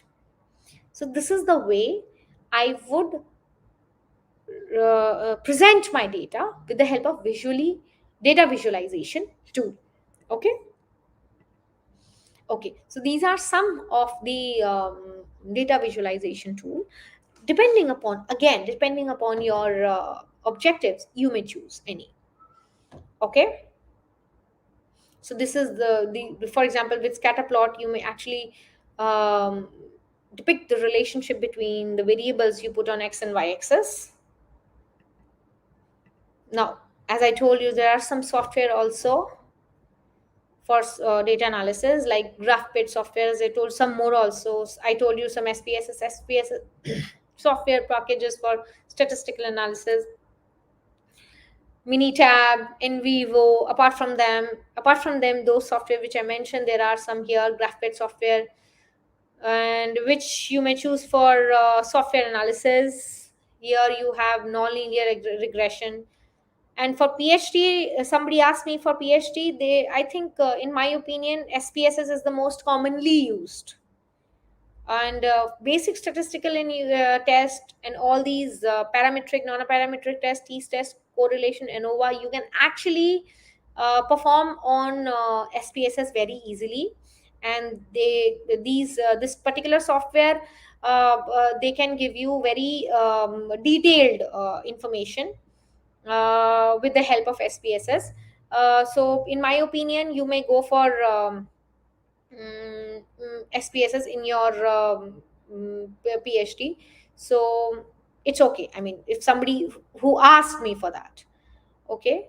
So somebody says that Stata software also helps you to, Stata software basically helps you till, like SPSS, it's also a very great software to visually, helps you to visualize the data, helps you to present the data again. Okay. Okay, this is the way SPSS, when you feed the data, this is the way. When you feed the data variables, okay, this is the variable name. Here you fill the value, and when you put the variables, this is the way it gives you the statistical analysis. This is the data visualization, and this is the statistical analysis. Again, I'm telling you, this is the variable name. Here you fill the values. This is the statistical analysis, and this is the data visualization. Okay. Again, here is Excel stats. It combines the results with your Microsoft Excel, so it is also very good for you know Excel is definitely, it is quite comfortable. A lot of people are quite comfortable using Excel mm, over other software. Now, data interpretation is quite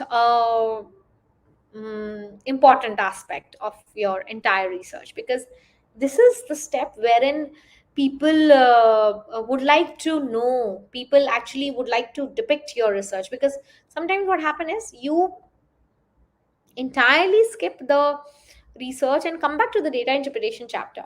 Why? Because here is the point where you would like to understand what exactly the research means. So data interpretation is a chapter wherein you tend to interpret what exactly your research means, what exactly your data means. So if 70% and 30% means, so what does that mean for me, who is reading your research? Okay, so that is data interpretation. So data interpretation is that what exactly your information presented would mean to people who are not a part of your research. So you may do it with the help of the conclusion you present. Conclusion as in what your research has in store. What does it mean? That means 70% or 30% means that people in general prefer to eat ice cream because so and so reason, which you found out in your study. People in general do not prefer to eat ice cream. Okay, so that is interpretation. So converting the research in a comprehensive manner for others. Okay, so this is conclusion. Conclusion means what overall summary your research means. So basically the summarizing your research. So what your entire data has to say.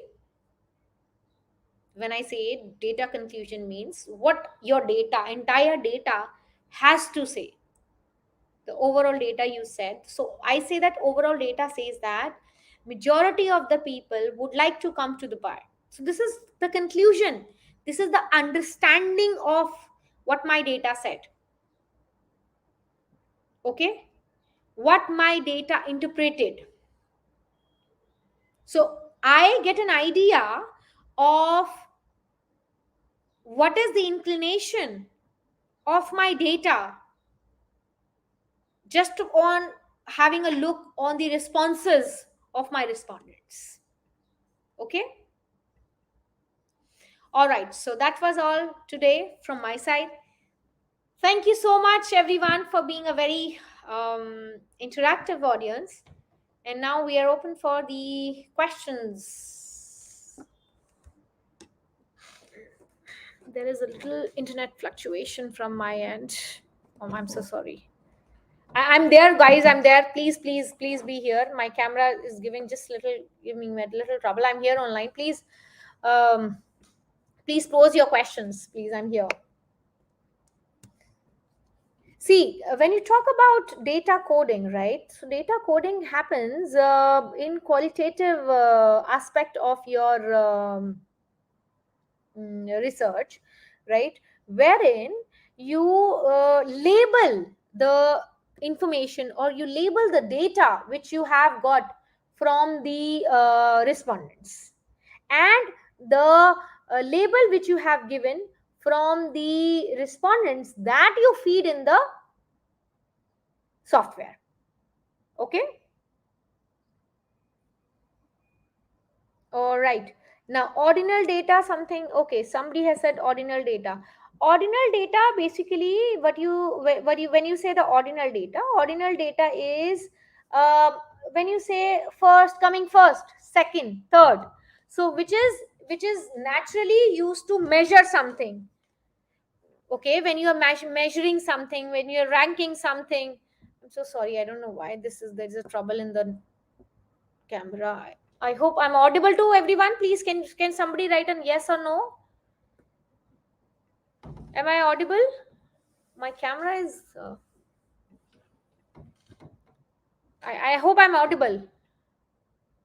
Okay, fine. No, no problem. Then camera, it's okay, fine. Okay, I'm audible. It's okay.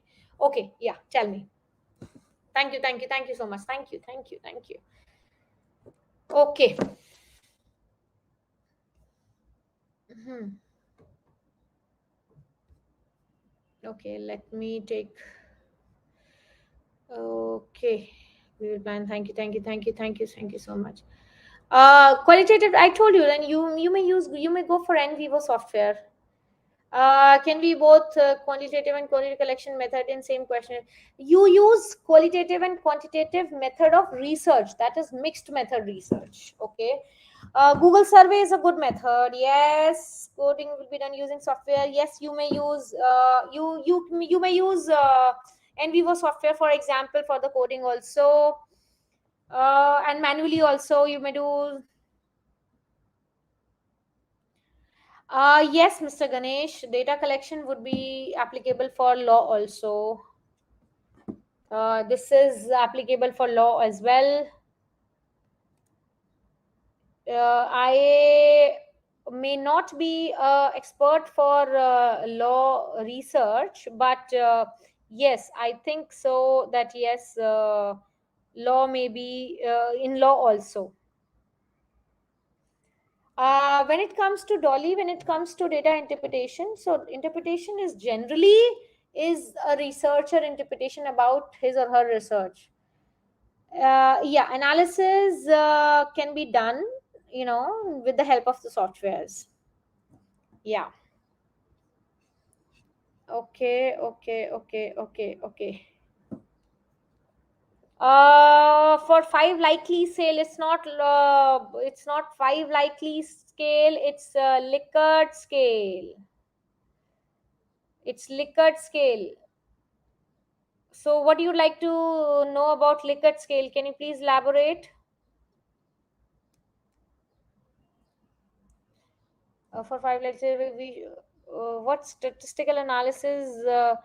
Okay, you'll have to go for. You may go for standard deviation. You may go for. You can go for correlation test. Depends upon your again, as I told you, you will have to tell me the objectives of your research, right? Mr. Imran, I told you, yes, it is authentic. Google survey is authentic. A lot of people are using it. Thank you, Bikash, thank you. See, in thematic analysis, there is no special way as such. Sneha, I answered your question. See, ordinal data, basically, when you talk about ordinal data, is ranking your data, right? So, ordinal data is basically categorizing your data. So, you yourself should tell me that it is qualitative or quantitative, right? So, it is, again, you are right that it is qualitative data. It will be definitely provided to you. See, for Miss Poonam, if you are correlation, the name itself says that you are finding the relationship. I told you, Sarvanti, about ordinal data. Thank you so much. Thank you. PhD nursing, which type of method we can use? That depends upon which kind of study you would like to go off on. Definitely we will. Thank you so much. Thank you. We will go for qualitative research.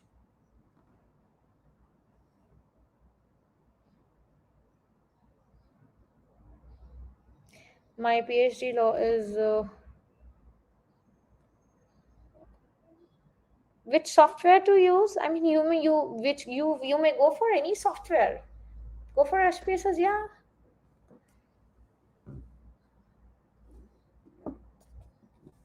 See, multiple regression is used for if you have more than two variables, Poonam.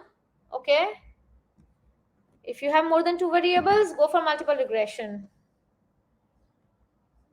We will go for PPTs. What sort of data is better for reliability and validity for training?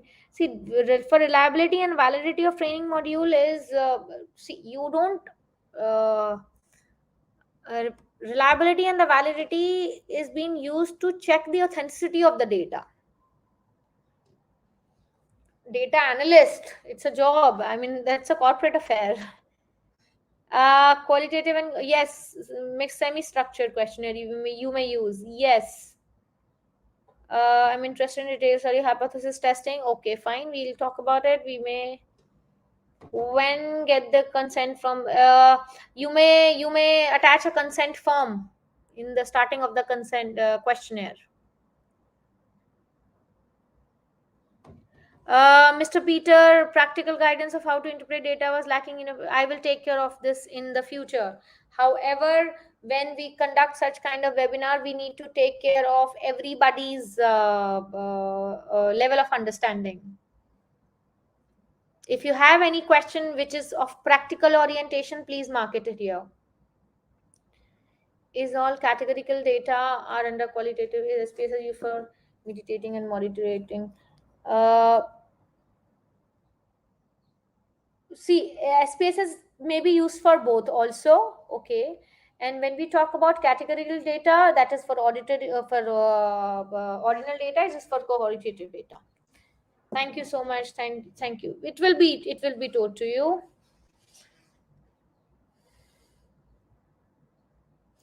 Fine. How can we attend biodiversity data?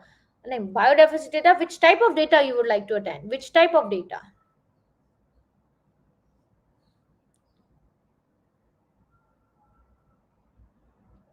See, Mr. Imran, if you want to authenticate the data respondent, see, when you talk about Google survey, right? If you want to authenticate the survey, you may add a section about their names or even their signatures. You may do that. Now, when you talk about any form of this any form of this digital form of collecting the data these days, especially checking the authenticity of this. Data collection, you can't be so sure, right? Even if the person who is sitting right in front of you and filling your survey, you can't be so sure about the authenticity, right? So in while talking about the Google survey, you may fill about you might add the section of their name, their signature. That's the best. You may do that. I mean, scope of authentication of respondent is always there. However, as far as the name, the authentication, the demographic characteristics are not impacting the nature of your study, if it's okay.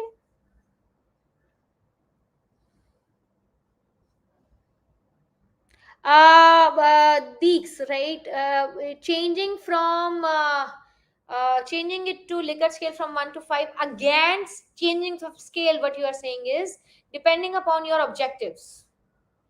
Depending upon your objectives. Adopted or adapted. See, to go with adapted, I mean, again, if you are comfortable with designing a questionnaire, going for reliability and validity, I would say design one. If you are finding any ready-made one, I mean ready-made as in, if you are finding any very close questionnaire to your study, you may go for that too. Best method to do quantitative data analysis is again, see guys, that depends upon your questionnaires, studies, objectives. Okay, sure. Okay, for sure. Systematic review and meta-analysis, yeah, we'll do it again. We have done this. Sure. No, every research need not to. Let me clear this air. Every research need not to have uh, a hypothesis. This is a very clear thing. I would like to tell that,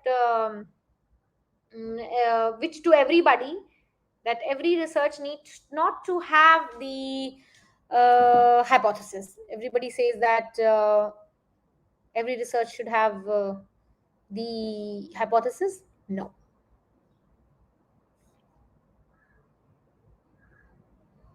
What we can use for three categories of questionnaire for see, why to have too many questionnaire in one research? Why you want to complicate your life?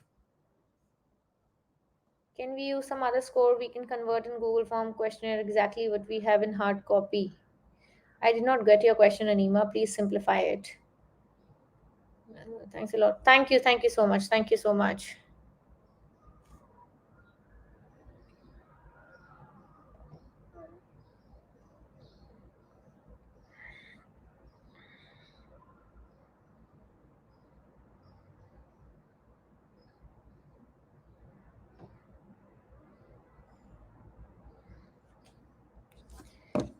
Thank you so much.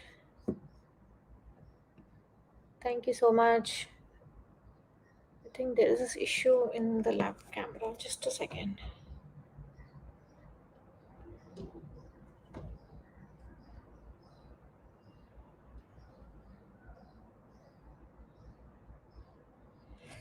Yeah. Okay. Thank you so much. My population is 350. Can I take 50% of the population? No. See, Vaishali, we need to calculate the sample. Okay, we need to calculate the sample size. Okay, you can't say that my population is 350 and I need to, I can take 50% of it. You need to calculate it. Okay. See, Disha or Dish, whatever your name is, you may also with liquor sale you may go for correlation also, but I can't say that just without having a look on your objectives. Okay. Uh, Review of literature, Richie.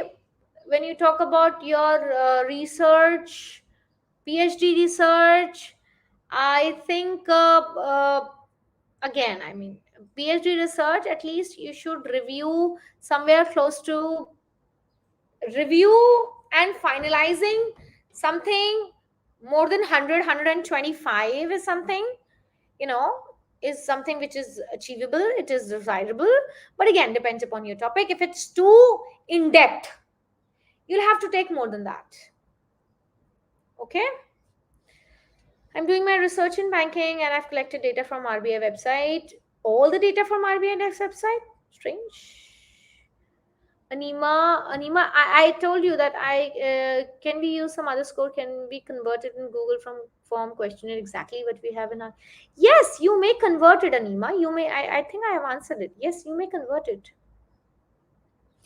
Validate questionnaire. You for the validity, you may approach it for any expert. Also, you may go for the content validity and the benefit which I find it here in also any expert. If you visit any expert, they can tell you the exact the structure of the questionnaire of the items also. You may go for. Expert validity also, that is content validity, also criteria validity also you may go for. Okay, cronbach alpha you may check. You may go for a pilot test also. Okay, so whatever responses you may get, basically validity is understand, when you talk about validity of the question, that means whatever questions you have, are these questions are generally representing the similar concept what you would like to find out from the questionnaire. So if you run a pilot test, so you'll get to know that people are understanding the same thing which you are willing to measure or not. Okay. Okay. uh, Thematic analysis, basically when you are identifying the similar themes, what is common thing which is reflecting out of the responses of the people who are responding out of your questions which you have asked in your what do you say that in your interviews. Okay, so on critical analysis, basically when you are in depth, basically critical analysis tells you widely, or it is not a type of analysis in your what you're talking about is what you're talking about is content analysis. Thematic analysis, when you are identifying the particular themes in your responses of the respondents. Content analysis is basically particular words identifying from the responses.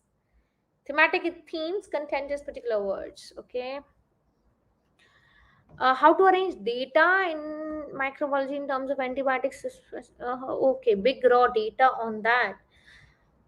Okay, it is a qualitative data and quantitative data that has to be known. And if qualitative data arrange in the way of similarity, if it is qualitative data, I would suggest based on the similarities.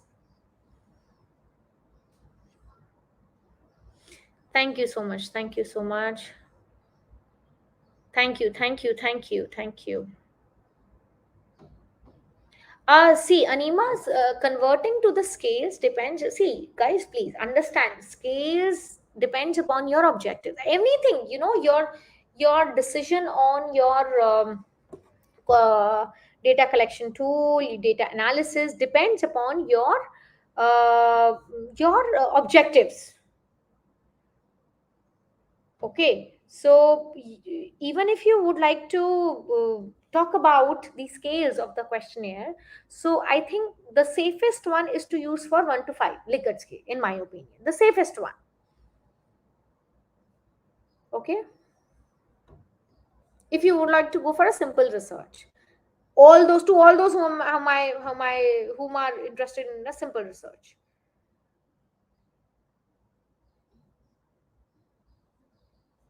Where is Pankaj question? Which analysis should I do, Pankaj? To predict the bankruptcy. Your questions is in I'm doing a research in banking and I have collected data for RBI website to predict the bankruptcy of the banks. Okay.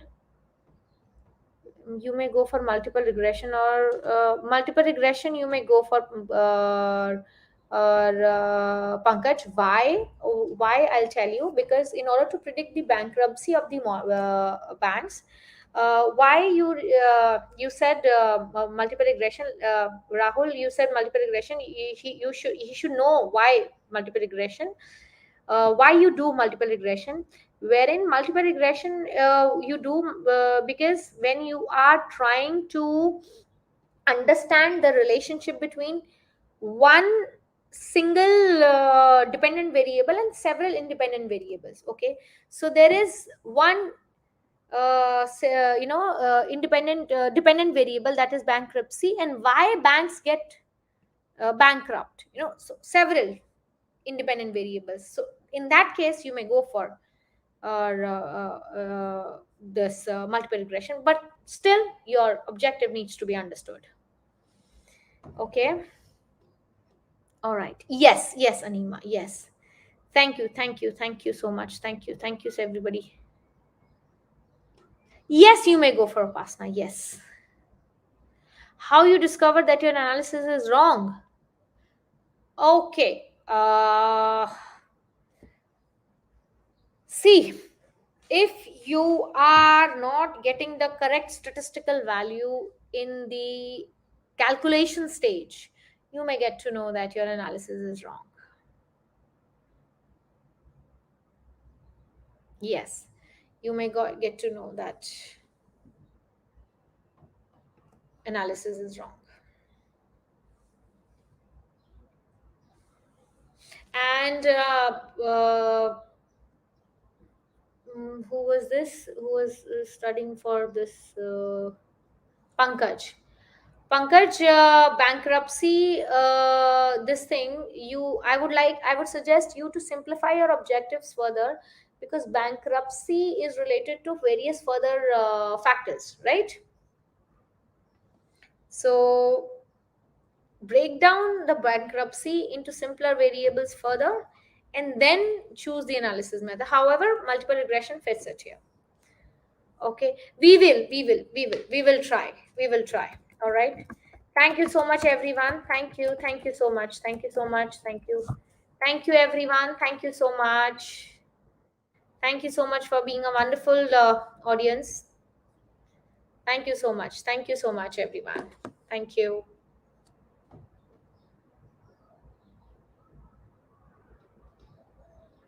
Thank you so much. And for the further webinars, you'll be getting informed. Thank you so much.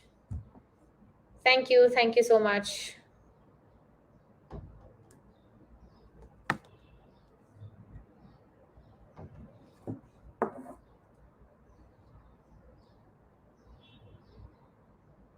Thank you. Thank you. Thank you, Mr. Imran. Thank you so much. And happy Ramadan to once upon everyone, to all of you, those who are fasting. Thank you so much. Thank you so much. No, as such, Shishma, there is no attendance link as such. But howsoever, if your PPTs and your recordings, you'll be receiving it soon. Okay. Thank you. Thank you so much. Thank you. Bye bye. Thank you so much.